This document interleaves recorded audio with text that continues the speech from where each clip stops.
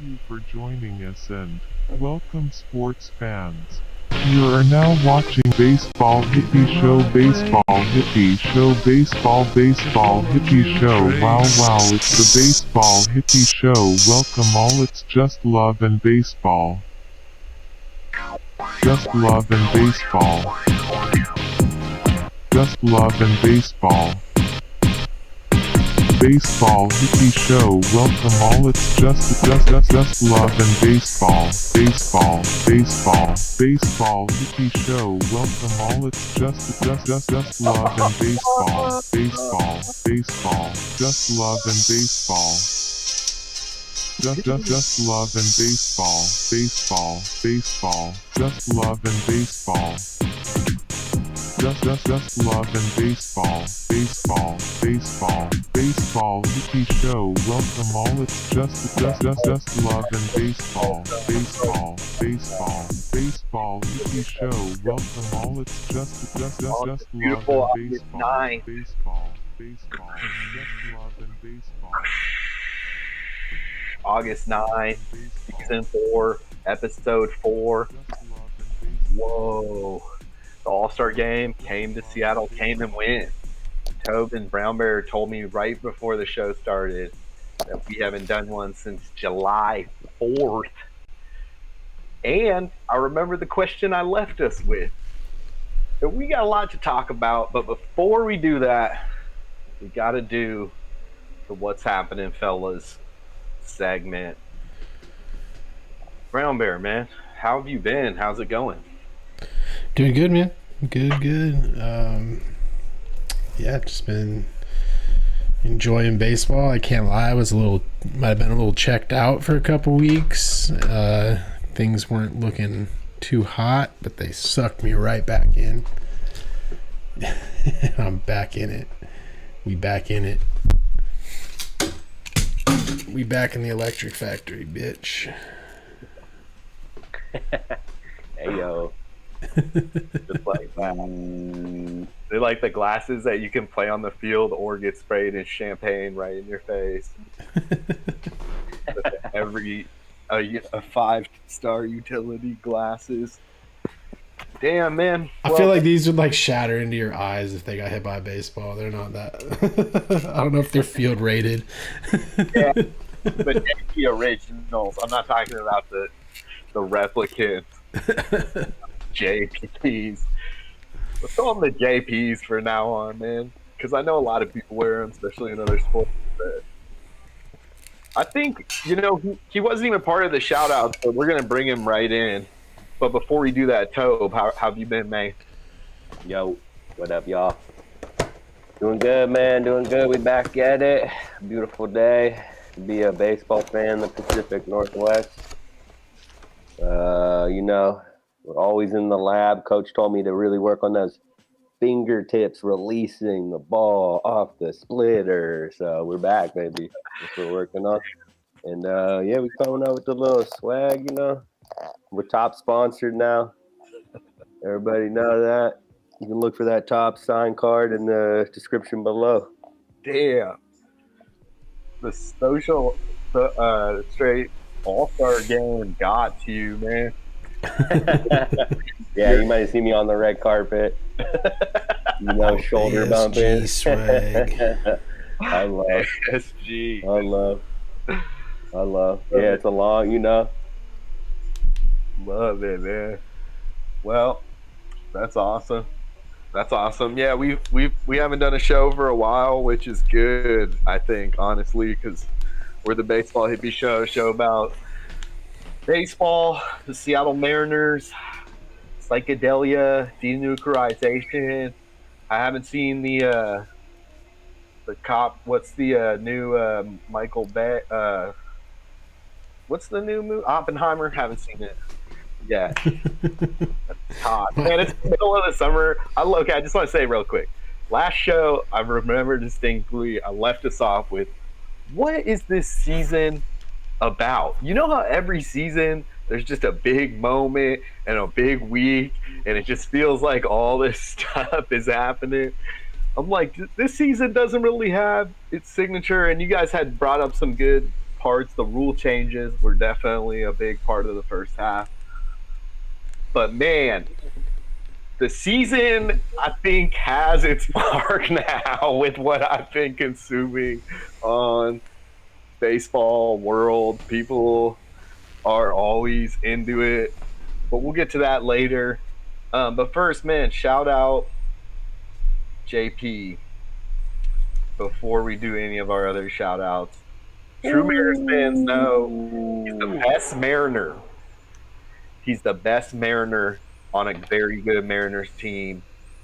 And Damn, he's they did kind him of good on that bobblehead. That shit. I watched an Orioles game the other day, and they've got a crazy little like culture. They got a crazy thing going, man. They're a fun team to watch.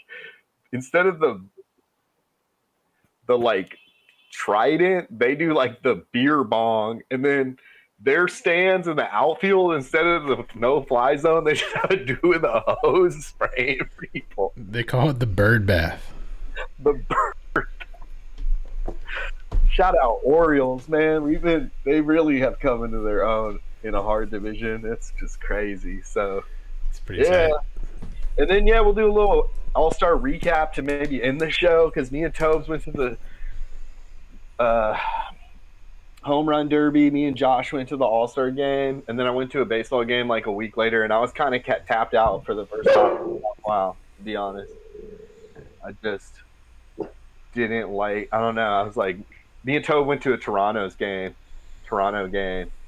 and then I was just like, kind of just like cashed out on the games for a while. I'm going to take a break. It's a lot. I like least watching favorite Birds team on my couch with LaCroix, whatever, water. You have Man, LaCroix okay, and a water. Yeah. That's like your stuff. Gotta stay hydrated, man. Those are the bottom, those are the first shout outs, but we've got the other shout outs that we talked about before the show. Emerson Hancock coming up tonight, so that's a big one. And friend Luke got married, so definitely congratulations, Luke. Yep. And that's the shout out segment. So we did the what's ups, the shout outs. Now it's time to go. JP's just everywhere. What's the score by? See, this is a weird episode because we've got the game going on in the background, which is not something we do often. No. We got live score checks for the chat. I tried to get you guys the Instagram password the other day because I figure when you guys are just on Instagram chilling, you could, like a bunch of baseball stuff like we talked about, and that will get our following, I think I have the Instagram. Okay, well, we got to get the password for that so Tobe can get it. And Send that through. I did not like a single video off the Baseball Hippy YouTube yet, but I'm just being lazy, man. I'm telling you. I get into a role where I go down a baseball rabbit hole. And actually, I'll describe. Do you guys see that video I sent you about that dude saying Trey Turner wasn't going to be good, man? What a fucking hot take. The timestamp was like the week before he got traded. So, I mean, that's a crazy one. But I'm just all over the place tonight, I think, is what's going on. Let's go weekly roundup. This is probably my favorite segment. And since we've been off for 4 weeks, I'd say we could safe to call this the monthly roundup. And this probably is the biggest week in baseball. I'll just lay a few of them on. There was a giant brawl where a dude got straight up knocked to the ground with one punch. And that's rare in the history of the game, televised. But and more rare than getting a good hit in like that was that the square up. Most dudes there'll be an errant fist during a mound charge or a bench clear, but for dudes to look at each other and be like, all right, we're doing this, fists up, that's pretty rare. I don't know if I've ever quite seen it like that. Even I feel like the last time was Rougned Odor and Joey Bats. Yeah. And even that, I think, wasn't as like straight up like mutual agreement, like let's fight right now. Like, Yeah. Yeah, I have so much to say on it, to be honest, but I'm gonna try to keep it to a minimum because it will be continually talked about. It was a moment. Um, yeah, I don't. Yeah, you're right. The taking off the glove, I think, was the most significant part that the whole league and everybody like. I don't know. I got a devil's advocate about Tim Anderson too because like he did get more suspension in he got more suspension days, which leads me to believe two things, which is either he's the one who instigated it, and that's the narrative everybody's pretty much assuming, or that because you get beat up, you get less point, you get less. Because, I don't know, because you won the fight, you get less. yeah, I think when I first saw the video personally, it looked to me like TA started it. But when if you rewatch it closely, they both kind of put their hands up at the same time. So what I take away from that is the umpire probably heard some shit from TA that was starting it. Because like, I think the beef was Jose Ramirez slides in. Tim Anderson just like stays on top of him for a little too long. But also, there's a lot more reporting. Yeah, definitely like started before that. But I meant with like the actual incident. I think it goes back to like, I don't know if it was the day before or like a previous series where he was pushing that dude's hand off the base and he slid into second. The dude's hand off the base to get it out. That's a real thing. I think that a lot of people agree they missed the call on that. But yeah. I think before we get into it super much, I do want to just point out how fucking toxic it is. It's like, it goes into what we were talking about like dudes who fight at the games and shit. And like, it's the MLB has a domestic abuse problem. You know, like they've had multiple players, stars, get into like crazy shit, dude. And like, I don't know, it's like, I don't want it to go this way personally because I'm a hippie and because I like baseball a lot. I don't know. I'm not really there. It's weird because when you're young, you're like, oh, the brawl, man. But then like, now that I'm older, I'm just like, you guys are grown men. You should be ashamed of yourself.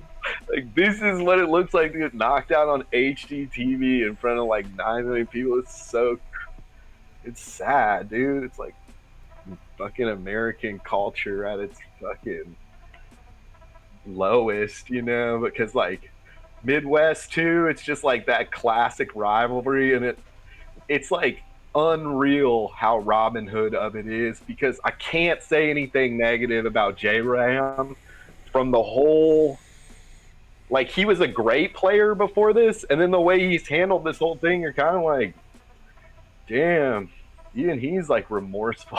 Like it kind of lays in Tim Anderson's hands, who hasn't made a statement yet. Jacob Jingleheimer Schmidt is all over it, obviously, because he lives in Chicago, and the White Sox probably should have a 30 for 30 on him at this point, because he's like, as a baseball fan, to dissect the moves that took that. He reminded me on a phone call 2 days ago, almost everybody on this show 2 years ago for our picks, season 2, picked the White Sox to win the World Series. Yeah. How quick things turn.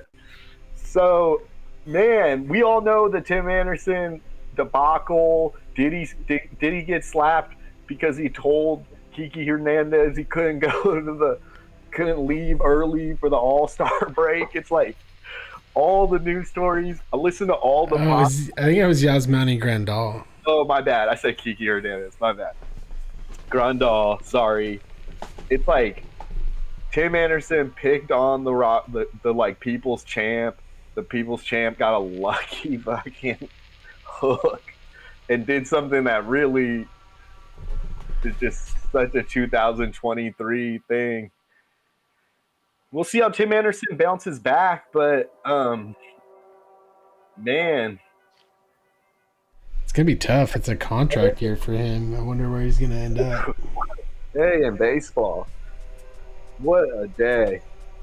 Tobe, what's the social media stance on this, man? What have you picked up from all this? Down goes Anderson. Down goes Oh yeah, Anderson. exactly. Well, actually, I did get distracted. We just had a live game update. We just had a big collision with JP and Chino going for a ground ball. JP kind of looked like he got a little shoulder check, almost looked concussion type protocol, but he stayed in the game, so that's good. It's good news. Damn, as we're talking about him. Yeah, I was almost like, put away the bobblehead. Cosmic. Put it away. Yeah, the down goes Tim Anderson. I mean, Yeah, that was legendary. It's a moment in baseball. I'm not saying it shouldn't be talked about, but I'm just like bringing the kind of devil's advocate because I was hella surprised to hear Olney and Hall of Famer Tim Kirchin just be all like, yeah. Well, I'm against violence, but damn, he did cold call. You know, they were kind of just like laughing about it because of the like story was so extreme, man. Where it's just like everybody, I think, has agreed, like, yeah, he shouldn't have picked on him. Like, he wouldn't have fought him. He's never really fought anybody. He's not really that kind of dude. No, but I think when you put your hands up like that and square up to fight, like kind of all bets are off. Like he took his glove off. Yeah, the whole thing was very hockey vibe because it's like he threw the glove and then the ref like tried to do something and then he just backed away. It was like it kind of gave me a little hockey fight. But then, yeah, the blind haymaker, bro, connection. That's just that's spirits working, bro. That ain't even. Yeah. Tim Anderson had done something to the baseball gods we can't comprehend, bro, because he was having a god awful year. There's other rumors that I'm not even gonna touch on this show involving Instagram, or I guess it's not even a rumor, so maybe we should say it. It's like a news story. Oh yeah, no, fully out there though. Yeah, cheated on his wife with an Instagram model. Josh is like a sucker for the tabloids, man. If I know anything about Josh Jacobs, the dude likes statistics, but he also just will like hit you about the weirdest things. You know, he called. He'll be like, dude, did you hear about Kid Rock or something? You're just like, what? No. He called me yesterday trying to talk about the Tory Lanez thing. I'm like, bro, I'm not trying to talk about the Tory Lanez thing, bro. I'm like, you're 40, dude. Come on. Shots fired. My bad. I shouldn't have done that. We love Josh. I mean, I will talk about the Tory Lanez thing, too. I know, you just weren't in the mood. I get it. Yeah. We were like 5 minutes away from the game, which we went to last night. Big dub. Congrats, Padres. Elmo, Sesame Street night. 3? What are you? You're crazy numbers, man. You've been to a lot. Yeah, we're pretty up there. How many games have you seen won this year? Definitely over 10. We've been to, like, I think it works more when we don't count, though. That's the vibe I'm trying to go in this year. All right. Well, yeah. I will say I was at that game. We walked off against the Blue Jays with a couple friends, and I was like deep in my feelings for half the game. Like I was just like, season's over, bro. Like our team sucks. Like all this shit, and just getting families of Blue Jays around us, just like going ham on every fly ball caught. And then we won, and I was like, damn, I need to check myself. It's not the attitude, man. But also, this family these girls, like, there was kids behind us who almost shed tears. I was like, this is the weirdest vibe, man. What's going on? It was fun. Well, that was a little side note. No, I mean, that's not a side note. The Toronto series in Seattle could be talked about at length on the Baseball Hippie Show. In droves, Toronto fans come in, and then it's like a home stadium for Toronto. And the Seattle fans are definitely a little annoyed, but they're also kind of like not aggressively annoyed, you know? They're just like, because also we haven't been in the playoffs until last year for 20 years. So it's kind of just like, okay. And the kid, baseball gods and goddesses, man, they just come down. I bet you wouldn't it be funny if the Mariners take that last wild card spot? So for the last 2 years, you could say we kicked them out of the playoff. Damn, I could not think of a greater, irony there. But the Blue Jays are a good team, and I respect them. I just think Is Bo Bichette out for the year? Or is he about to come back from this little knee sprain? I don't know. I don't know about that. I know that Ramiro might be out for the year, though. I'm pretty sure, unless he can. Yeah. Well, either way, man, a lot went down since July 4th, obviously. Trade deadline, All-Star game. Me and Tobe went and got a picture with the WBC. Maybe we'll show that next show. That was great. WBC trophy was in town. Got a little. Me and Tobe think we saw Ryan Howard on the corner, but we might have been a little inebriated. But it was right next to the Four Seasons, so Ryan Howard was in for the celebrity game. So, anyways, then let's get to the next thing. Is there anything more we want to say about? Wait, that's debatable. Jess thinks, not to call you out, but Jess thinks he saw Ryan Howard. Unless Ryan Howard, my thing was, I was like, this dude is way smaller than he looks on TV, but maybe he just lost a lot of weight. He didn't look. I don't know. It made sense. I don't know. We don't have to go too deep into it.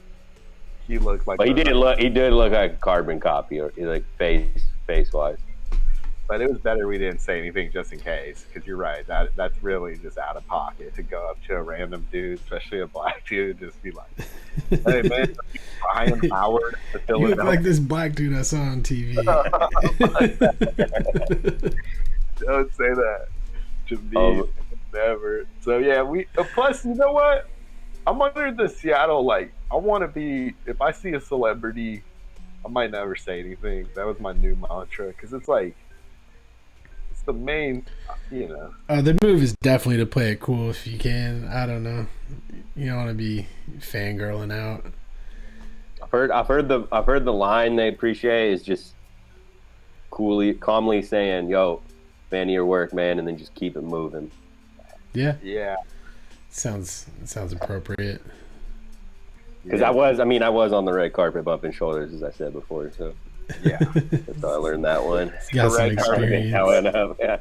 Me and Josh caught a fly ball in the All-Star batting practice, so that felt pretty good, even though we missed the red carpet. But man, oh yeah, wait, here we go. I guess let me bring up one last thing about that. We got the me and Tobe went to the convention. Swag. We got that little buy these cards. You trade them in. You can pick. And they had they were out of J Rods and Griffey, but they had like a J Rod, a Griffey. What else do they have, Tobe? Probably like a. Yeah, the J Rods were gone quick. They were like. They were funny. They were like, bro, if you come back tomorrow, we get another shipment of the J Rods. I didn't hear him say that. Or yeah, so maybe they're just holding on to them. They're just trying to get you to buy another ticket to the play ball thing. Yeah. Literally. I got my E-chair on my desk at all times, dude. That's a future Hall of Famer right there. When's he eligible? Next year? I hope, man. I think so. Well, so Bo Bichette is supposedly coming back next week. All right, first off, what's the Mariners score? It's 1-1. It's 1-1. What inning? The fourth. Fourth, yeah. Or about it, yeah. Okay, we got to wrap this up by the 7th or 8th, guys, if it's tied up. We got to finish. Yeah. I'm just playing. But yeah, Tim Anderson was obviously it's pretty much it's left its mark on this season, and that would be said. Same would be said about the Joey Bats. Everybody I think immediately knows it's just the new era of baseball is actually way more protective of the players, and in a lot of old-fashioned sense could be called softer or something. But I don't know, man. It's weird because now when it does come out, it's just HD cameras, dudes throwing major blows at each other. And I think what really happened is Anderson thought he'd get 1 or 2 punches off and the mob would get him. But that's something we could maybe talk about for another show. It's just like the absence of anyone having his like back. It felt like, man, that was just wild, man. It's just wild how that all came about, and the AL Central is officially the garbage, the trashiest of the divisions. We're down with that because we're pretty trashy over on our side. At the Angels buy 6 players at the trade deadline, kind of surprisingly, instead of just trading Ohtani for the best trade package of the history of baseball. Do you see what Kopech said about the TA thing, or about? I think he might have. It might have. It was more like generally about the beef between the White Sox and the Guardians. It's like they've been a little loud over there recently, and he's like, that's all well and good, but we're not going to stand here and take it from a team that's also under 500. Damn. I love that for all the statisticians out there. That's for like all the true fans. That's so funny. That's such a good quote. Yeah, I mean, this season's going in to the books. It really is, and I think mostly because the top heaviness again. It's just like dudes like Ohtani are on another planet in an era where hitting's not as crazy. Should we talk about Domingo for a second too? If we're talking about just yeah, we were gonna bring that up 2 weeks ago before any of this, this shots fired was even made was even a thing when that happened last Saturday. Yeah, like bring it up, man. Interesting. Well, I do think that was our last pod as we talked about the perfect game and how interesting that was. But man, something's a brewing in New York, bro. Yeah, word on the street is the culture in that clubhouse is a little weird right now, dude. Because that dude. In rehab for alcohol, maybe some other shit. Had a big freak out in the dugout, but man, legendary season. Perfect game, sticky substance, and suspended for a season. Crazy. And I didn't know. Josh told me that he earlier in his career got suspended for PEDs. So that's almost the golden sombrero of bad things you can do as a pitcher. But you get that PG, you get that perfect game, man. I think they put you in the hall no matter what. I'm pretty sure there's a plaque, right? There's got to be a plaque in the Hall of Fame where everyone who's throwing a perfect game. I bet you there is. I've never been to the Hall of Fame, but I bet you there is. So odd. It's only happened, 24 times, I think? Am I tripping? I think it was... Wait, no, you're right. Yeah. Yeah, you're right. We should look at how many have happened in our lifetime since like 1990 or whatever. Yeah, give me just a second. Yeah, so there's as of June 28th, which I think was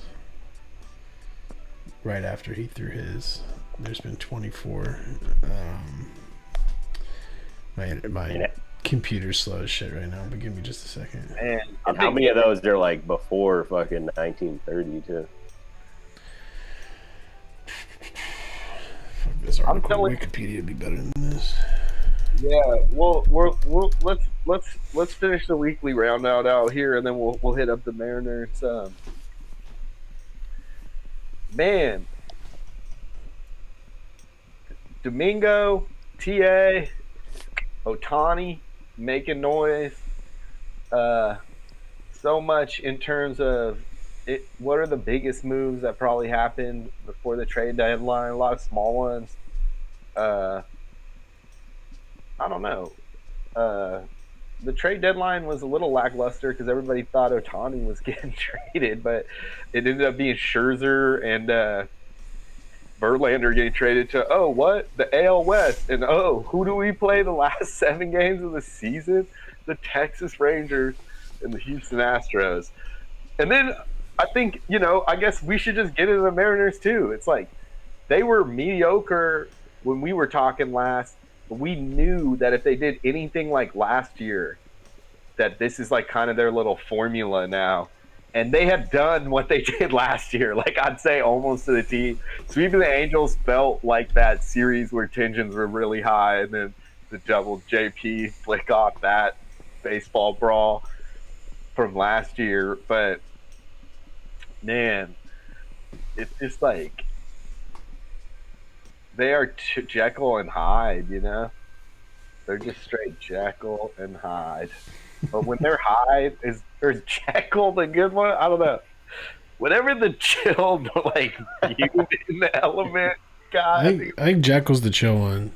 Hyde, Mr. Hyde's the fucked up one. Mm-hmm. Yeah, fucking Mr. Hyde is tough to watch. But they're Jekyll side, man. They've got all these, now that as we speak, the guy we've been talking about on this podcast since season 1 probably, or season 2, Emerson Hancock, played with on the show, you know?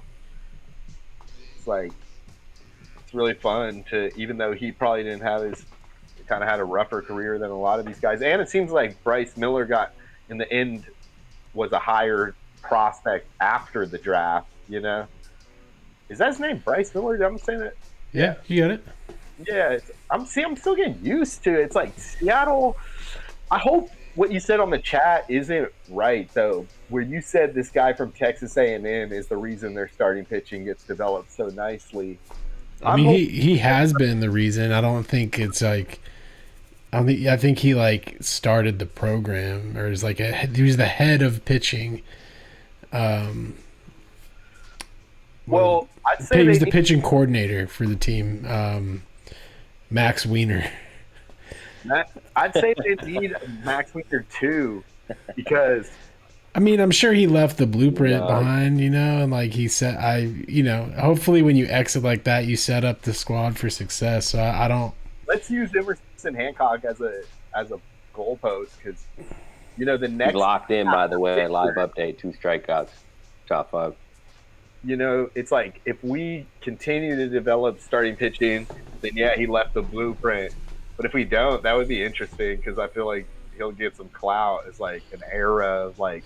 But isn't it also weird? So he went from, he's a pitching coordinator for a Major League Baseball team who had a lot of success. Like, he has a track record of success over the last couple of years. Yeah. And he goes for a pitching coach job at Texas A&M. That feels like a step down. Well, I would imagine, but we should try to find an interview with him. But I'd imagine home would be my first inkling, where he's he lives there. You know, he's just like from Texas or something. But I would not also be surprised, which is probably less likely, and we should just get the reason if we could find it. I'll look it up after the show too. Or we should just reach out to him, get him on the Baseball Hippie show. Ween dog. I honestly, Joe, you can't call him. You can't call him Ween dog. Ween, you're on the line. I think he just likes working with young arms, man. He had to go back to college. That's where I was going. You knew I was going there. Yep, exactly. Maybe he thinks he needs to get to them younger. He likes developing a noodle arm, man. Yeah. Fascinating though that he does seem to be kind of like the catalyst for the development of our pitching. Well, I'm going to look up the next highest prospect pitcher in our pipeline, because we got it. That's the new. You know, it's like that'll be interesting, because I want to call this the golden era of starting pitching, but even teams like the Dodgers, both every 4 or 5 years, they'll have new starting pitching looks. And like giving Miller and Wu looks, I thought was one of the best things we could have done this season. And even though we weren't fully excited, because the first half, the brand of baseball was just straight lackadaisical in a lot of ways, I think that we sat on this show and we're like fucking with DT for talking shit on Dipoto, and I think now it's like, can you not say sticking with your cards was the best move? Like, what the fuck else was he gonna do? Josh tried to say, oh, go get Tommy Pham. Tommy Pham's not gonna. Tommy Pham, you know what I'm saying? Like he's good, but like there wasn't a big splash. There wasn't a big splash success in old starting pitching, which is like a gamble to get Scherzer or Verlander, even though they're both Hall of Famers. But it's like, come on, they made their Hall of Fame career already, you know? Yeah. We'll see them in the playoffs. It'll be interesting. We'll see what they do in the playoffs. But, man, I'm glad the Mariners – I ride – I guess it's weird because I don't ride with Scott very hard, but I ride with Dipoto and their pair, so I guess I ride with the Bulls, man. It's like I was kind of talking mess on Dipoto, but I'm now just kind of like, look, analytically – yes, he finally got rid of Wong. You know, maybe he has a heart. Maybe he likes Colton. Maybe they're friends, dude. Maybe that is the reason. Maybe he can get swayed right now. And that's what the Mariners diatribe, I think, is. They just want to be a playoff team. I respect all of it. Maybe I'm overhyping it. What do you guys think, man? Is it's such a different era, and Mariners a month later. What a month difference makes. Yeah, I mean, I agree. It's definitely one of those things where, like, you know, looking at it now looks like a genius move. I also think it's like they're probably talking heavy. It's like you don't want to get caught, you know, and this isn't a cop-out answer, but it's like you really don't want to get caught in the arms race that's going on right now in the AL West, like the Angels just did. And it's like you can throw out all this money, and at the end of the day, I think they realize it's like these Rangers and the Astros are putting pressure and getting dudes that aren't even, I mean, you know, maybe not in their budget, or dudes that they're not even looking at. And so they kind of fell back, and they're like, well, let's look at our calling cards. We got good pitching prospects. You're bringing up Emerson Hancock to give Brian West. It's like, we're just not even looking. Like, there's an arms race going on, but also Houston, not Texas, but Houston has been a team like that. Like they'll develop players and they'll spend money, just like the blueprints of the winners. Dare I say, you know, the Dodgers, who don't win World Series, but, you know, perennially get into the playoffs.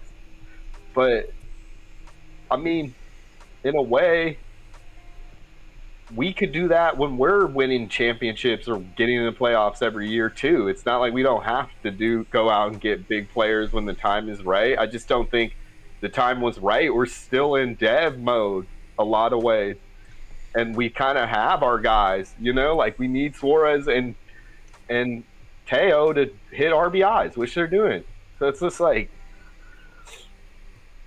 I think the starting pitching is the golden child, though, that we talk about all the time, that you can do it, you can kind of do it, but man, that's why I fear for Texas, man. I hate to do them like that, but I know I'm just sounding like a jerk, but I'm saying Evaldi. Ethan. Yeah. No, y'all are right. I think the pitching is the crown jewel of what we got going on. I wish they could figure out a way to develop the position players a little bit more, because it seems like that's been an issue for 20 years. But I think what they got to do is lean into the pitching, which I really think they do, and like that was evidence with the, you know, turning a guy like Paul Sewald into 3 players at the trade deadline is a pretty big move. Like, yet to see how all of that works out, but just the fact that you could take a dude who was a nobody 3-4 years ago and turn him into somebody who people are pursuing as their team's main closer, and not just anybody, a team that's in contention. I think I haven't looked at the standings today, but the Diamondbacks are close to, if not in a wild card spot currently. Yeah. No, they've lost a ton of games. All the teams that were buyers have basically gone on offers. So actually Arizona is like kind of in Angels territory where they're in but they're only 2 games out. Oh, sorry. Okay, they are. So they're like us. But they've lost 7 in a row though. You're right. Yeah, exactly. You're right. Okay, but aren't they under 500, or am I making that? They're exactly 500 right now. Yeah. Okay, well, they still have a chance. They're not in Angels territory. Maybe 7 in a row, though. That smells like angels. Look, It trading. smells like Anaheim. Okay, that comments in the Seawall getting traded Instagram post was gnarly. Yeah, people are mean. But it was the same way when we lost Graveman, and it's just like, again, it's by the book. We're starting to see this culture in Seattle where it's like, this is the Dipoto way. Yeah, and so that's kind of, not to cut you off, but that is kind of finishing my thought, was that I want to see them continue to lean in like that, where we're either taking the pitchers that we develop from nobodies into these top-end relievers, or these dudes that we draft, and like now we have arguably one of the deepest pitching cores in the league, and turning that into positional play, like, you know, MLB ready position players, or recognizing like, hey, we have all these controllable pitchers, let's keep them and let's spend the money on bringing in position players before we have to give these dudes contracts. Let's get all the serotonin and dopamine running in. Let's just do best case scenario here, because it's just such a high for the Mariners, especially if they win this game. They're on a 6-game winning streak, first of the year, 6 series in a row. The sweep in Anaheim was literally unreal. I watched every one of those games with Ferber, me and my girlfriend. That was just entertaining, man. Honestly, I have no hate against the Angels as much as we clown on the Phil Nevin era. I'm glad they exist, you know, because we have classic battles against them. And like that first game, the first 2 games, I think were like the score changes 4 times each. Because how you gotta love it. You gotta love it. Just classic AL West bash, you know. Yep. Straight bash brothers. But man, best case scenario, Robbie Ray ends up being good into his 30s because he's got good mechanics and he's not very like reliant on just the heater. Maybe develops another pitch. We're looking at like 8 rotation guys if Emerson turns out to be good. You know? It's like we're talking probably starting pitching gets traded at that point. And that, to me, is the saddest part. If we got rid of Wall or Kirby anytime in the next year, that would be hurt. So I think sticking your cards, like you... I hope the baseball gods are nice to Dipoto, because I kind of want to see where this leads. I'm with you, Brown Bear. I want to see where this leads, man. I want to see if this is the formula. I'm intrigued now, because you're right. There is a script. There's like a way they do it. They trade bullpenners. They develop starting pitching. They'll go and buy a bat every offseason, 1 bat. And then like, and if this year, no bats. Oh, no, they got Teo, yeah.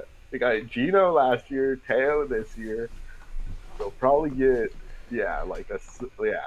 Like just a $200 million bat, 150.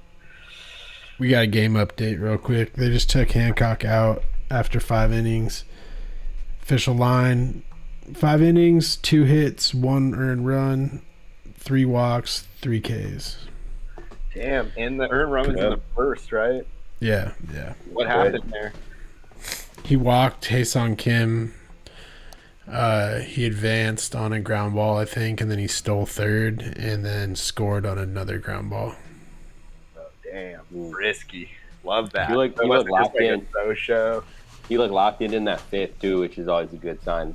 He can lock in later. But, man, I got to say, one of the cooler things, man, to me about baseball is bringing up a starting pitching prospect, because there is just unreal, dude. You're not lying. Versus all the other sports, because you're just like, dude, 5 innings, get 5 innings, the fucking spotlight's on you. It's not like, I mean, love position players, love all that, but it's like, take a few games maybe for a position player to get it, and it's like, but man, you just bring them up.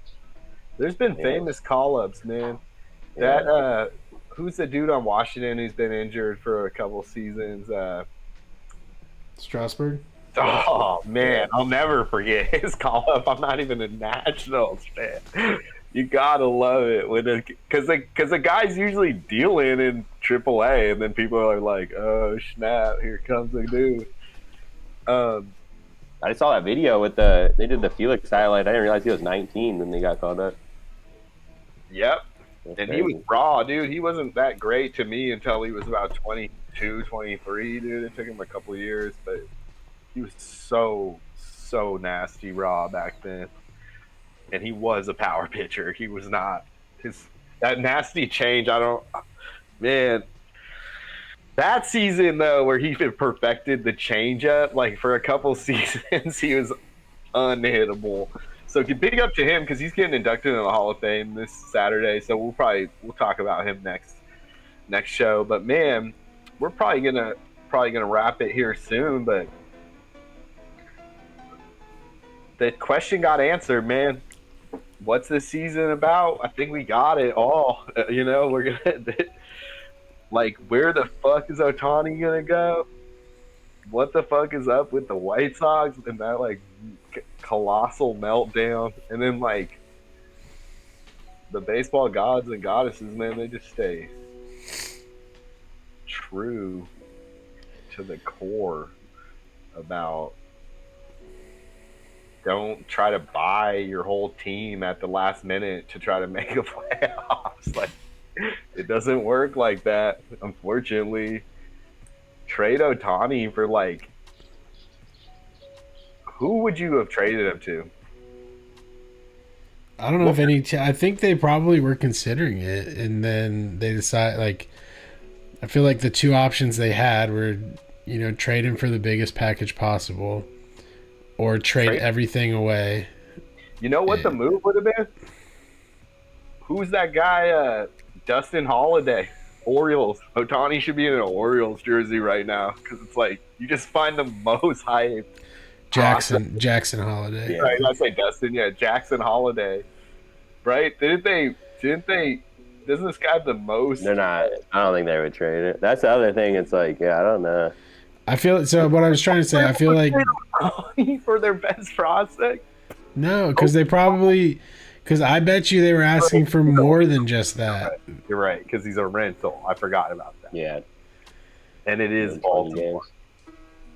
Yeah, I don't know. And I bet that wasn't just the asking price. If it was just straight up 1-for-1, they might have done that, but I don't think that was it. Yeah, because that could be a bad trade if he ends up being bad. But damn. Yeah. Damn. Yeah, so anyway, I think they didn't get the offers they wanted, and then they made that announcement like, hey, we're keeping him, and they started trading away the prospects they had, which I don't think their farm was that great, but they did trade their like number 1 and 3, and I read they actually would have been their number 1 and 2 ranked prospects with the new rankings.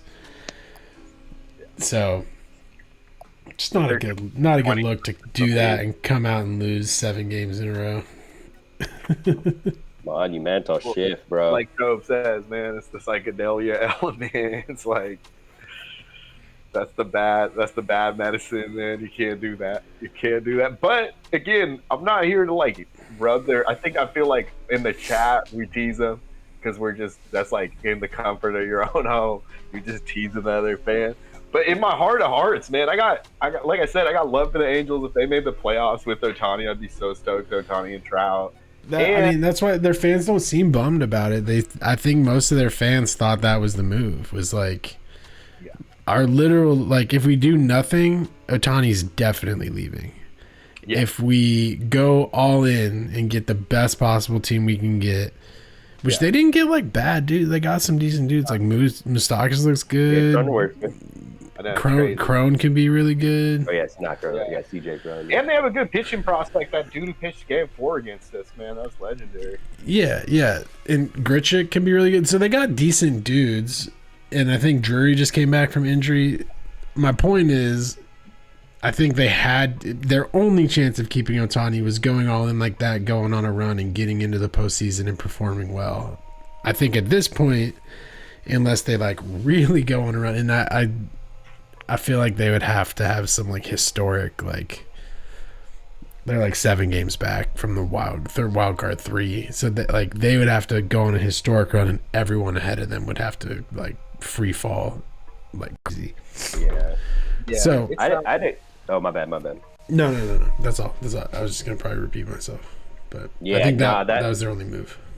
Yeah, no, I think that is the point, dude, and that is like, I think it was really the only realistic option. I had a question like that. I was thinking about. I should have looked this up before, but has an MVP ever been traded at the trade deadline? Oh, that's the great question. Because like he's front runner, right, for MVP. Yeah. In my opinion, he should have won MVP last year over Judge. Like I don't care how many home runs Judge won. Yeah. Like It's he's, true. People I don't love know, home dude. If he's got an ERA under 4 and he's batting like 250, I feel like he should be the MVP. Like no one else is doing that. Yeah, No yeah, it's one fucking else is- crazy. I just honestly, yeah, I got dreams of the future. Like, I want there to be like hundreds of Otanis, and then I want the pitch count to go up. I know that sounds crazy. I don't want guys' arms to fall off, but like, it's so crazy that even in 1970s, dudes were pitching 250 pitches in a game. I know. Do that? Yeah. In the 19th century, they had guys going 22 innings. Like that just blew my mind. That when Miller and that other dude on the Angels, can we get his name? Because that guy is nasty. Yeah. When they combined, each had 10. He had 12, and Miller had 10 strikeouts since 1906. And that 1906 game, 2 rookies, but those rookies went 18 innings and 22 innings. So like they had 10 strikeouts over twice the amount of innings. It's crazy, man. Dude, 22 innings on a night game? Like, it's like midnight, bro. You're 200 pitches deep or some shit. It's like, this shit is crazy. It's great, man. It's great. All right, I got answers for 2 of the things we brought up. All right, nice. So for the most recent thing, the MLB player being traded, this is it's a quick Google result, and this is just from someone's post on Quora from 2 years ago. So take it with a grain of salt. It seems pretty legit. So it's never happened before. It could happen. Obviously, it would take a player having like a monumental season on a really bad team and getting traded mid-season. Mark McGwire's 1997 season they use as an example of what could happen. So he spent most of the season with the non-contending Oakland A's. He had 34 homers and 81 RBIs when he was traded to the Cardinals on July 31st, 1997.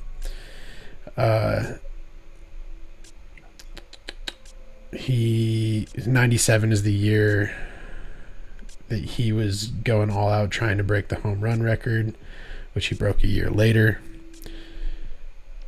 Interesting. His 274, 58, 123 line would have been, so I think that was 274, 58 homers, 123 RBIs. Would have gotten him a lot of MVP votes if it had all been in one league, but it wasn't. So I think because he went from, they're saying he went from, because he went from the AL to the NL, he didn't win the MVP in either league.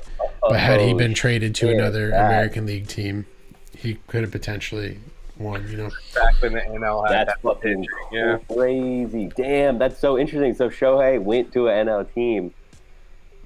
His greatest season of all time, maybe best season anyone's ever played, could have not won an MVP. That's mad interesting. It's wild, dude. Yeah. Yeah. It's happened with the Cy Young.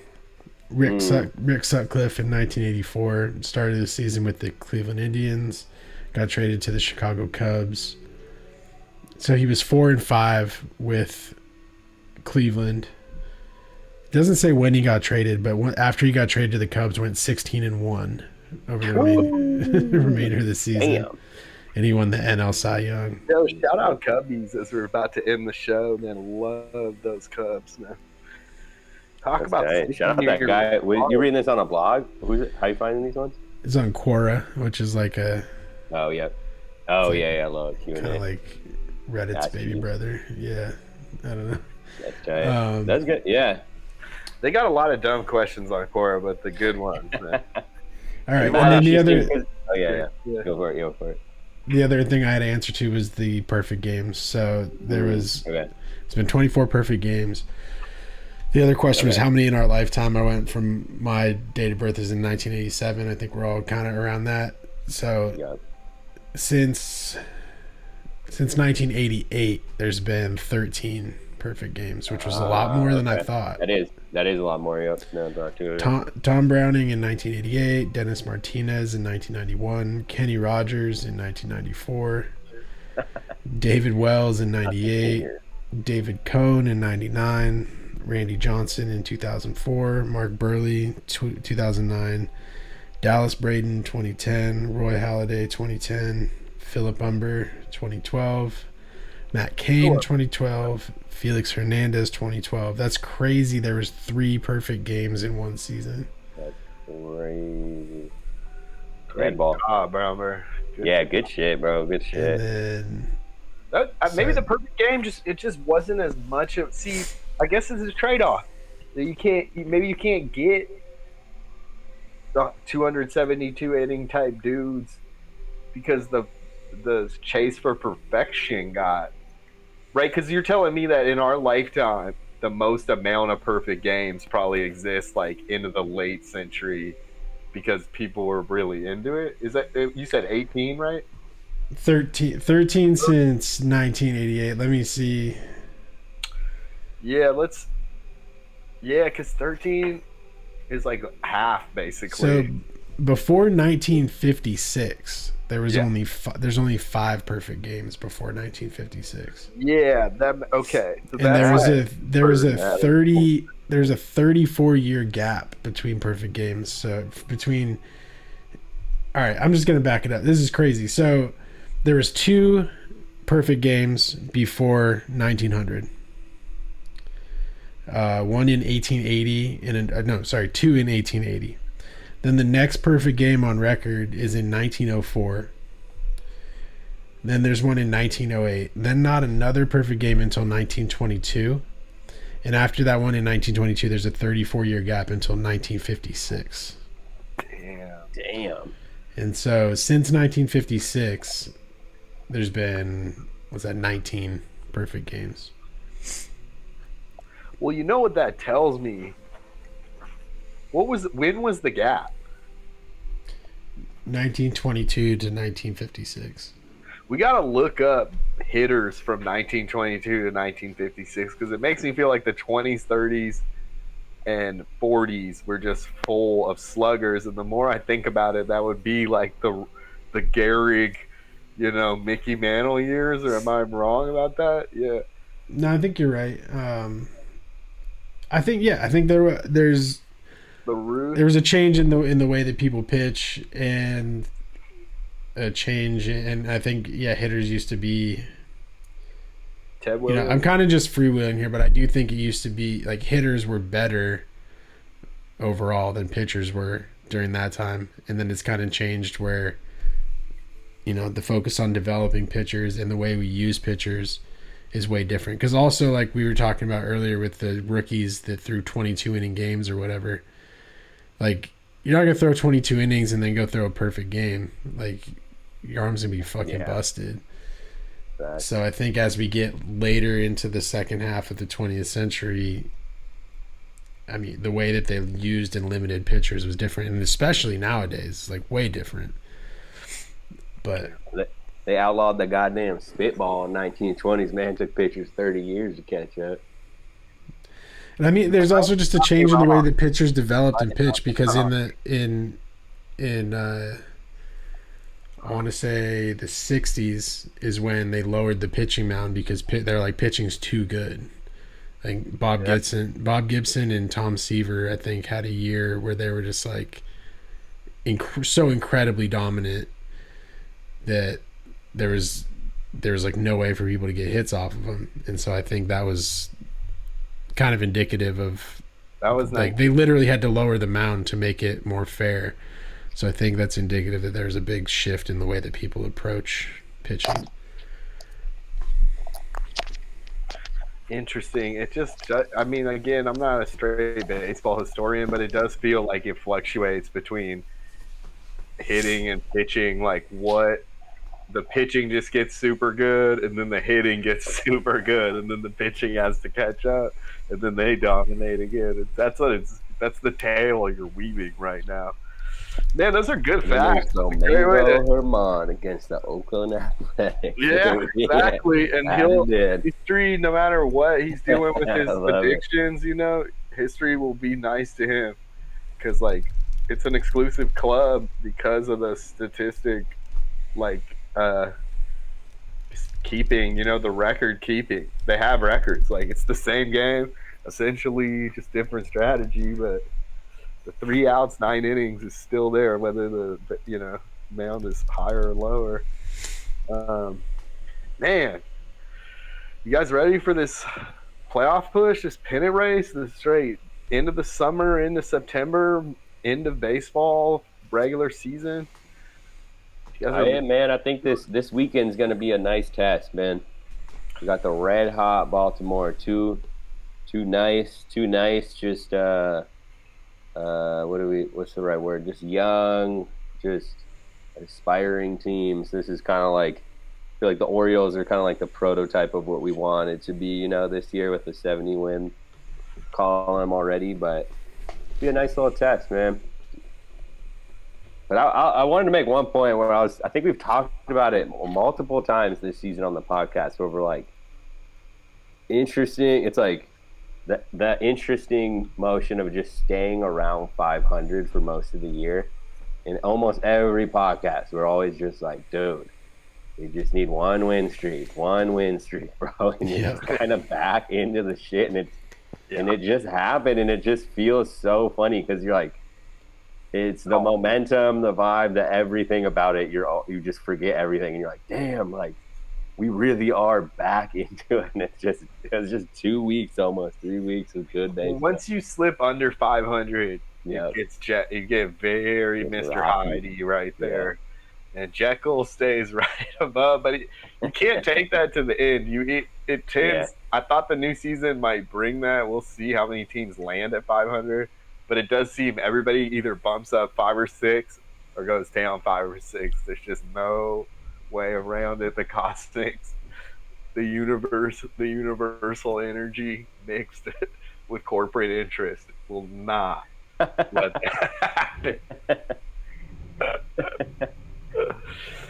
Wow, what a time to be alive for baseball.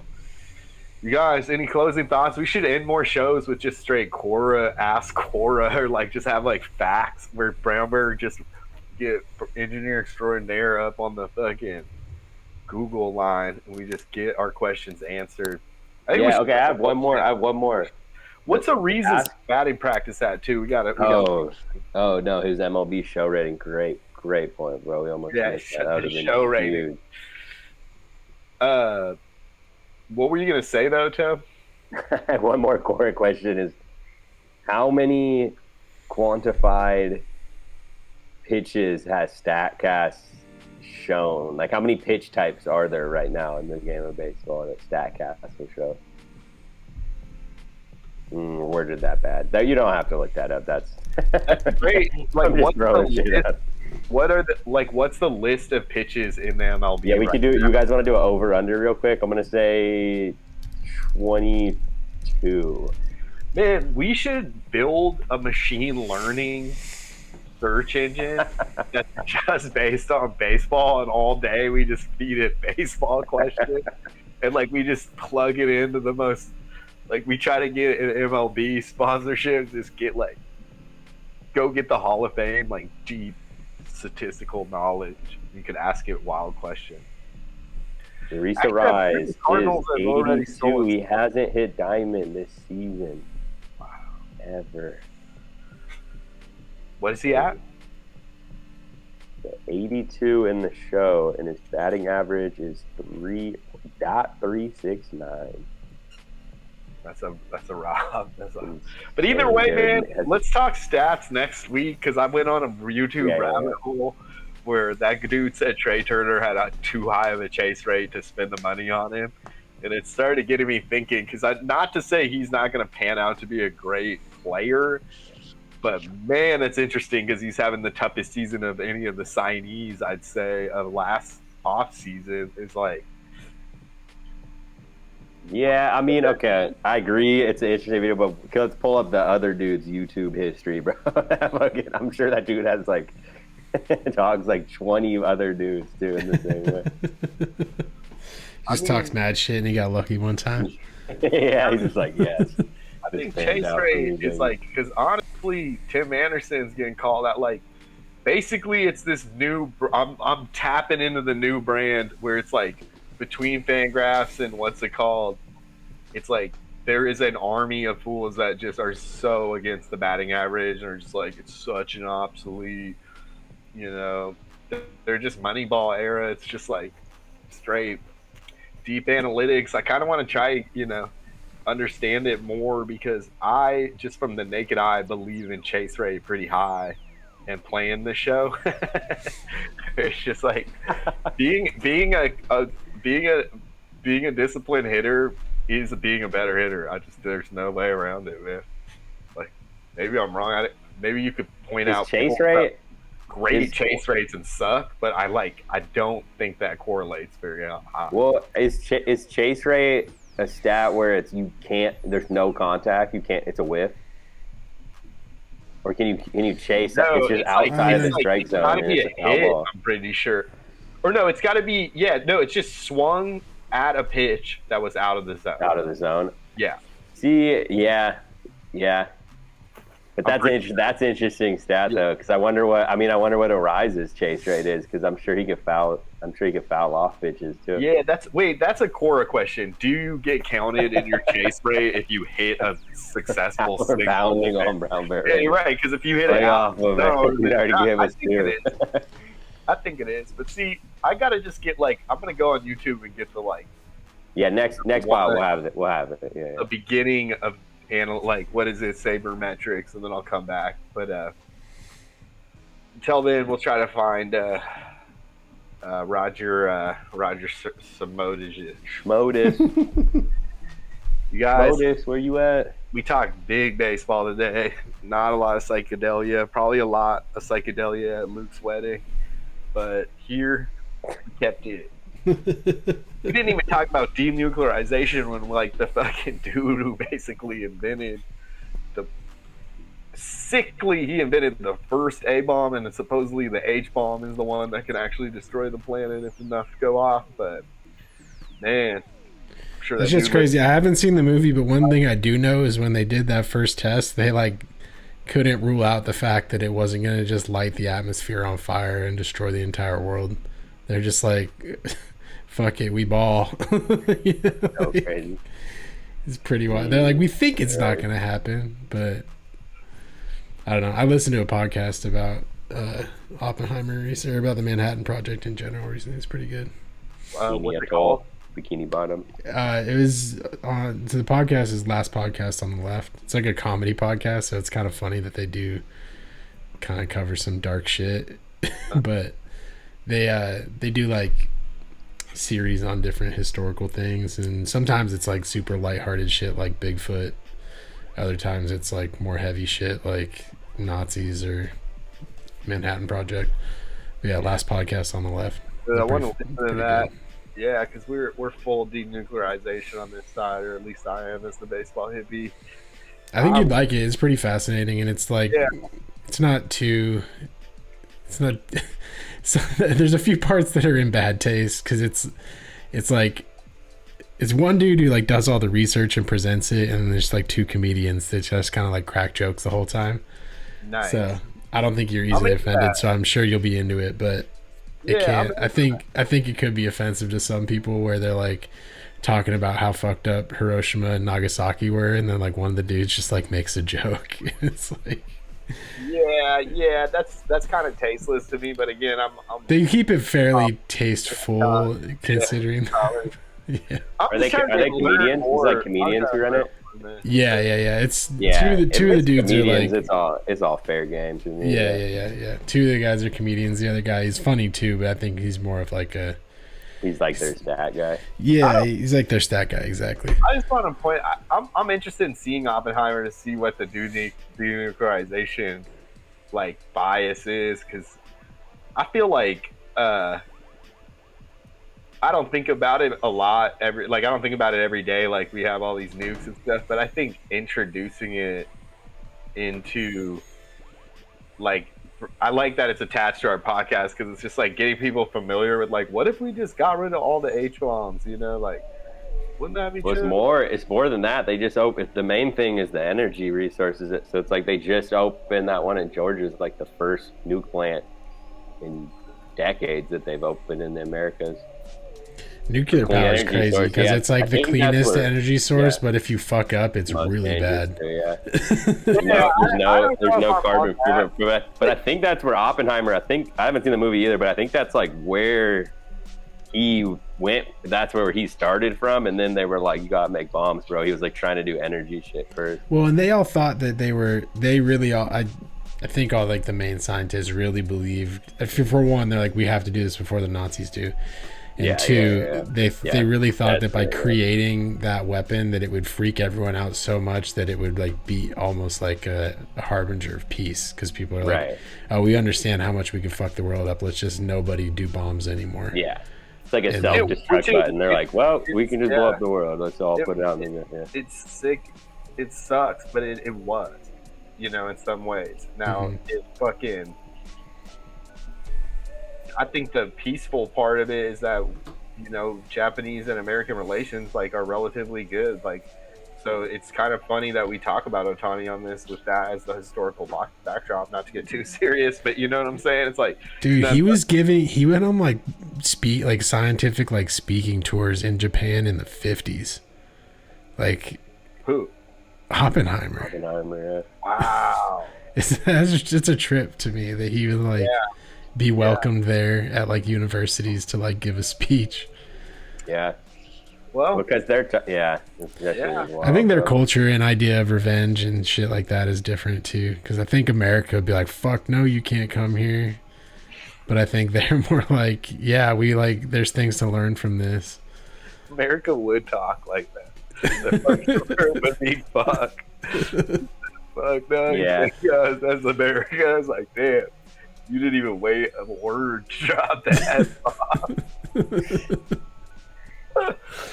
Wait, I have one special guest though I'd like to introduce to the pod. Just give me 1 second, guys. Sorry. Very special guest. Very special guest. Yeah, man. But here we go, Brown Bear. Time to.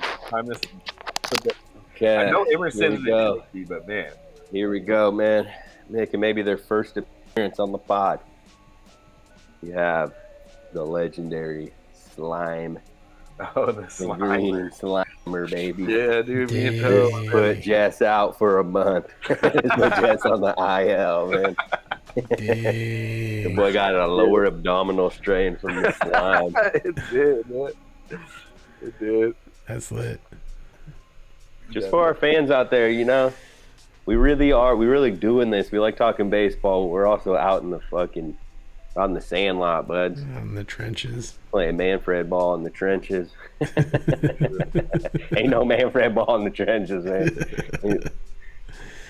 We hit C-Leagues only. I only hit C-Leagues. I don't fuck with the Manfreds, bro. Oh yeah. Damn, man. We gotta get the plus. Jess had shivers, bro. Are you get PTSD from looking at that bat? I love taking batting practice. Yeah. You're crazy. Nah.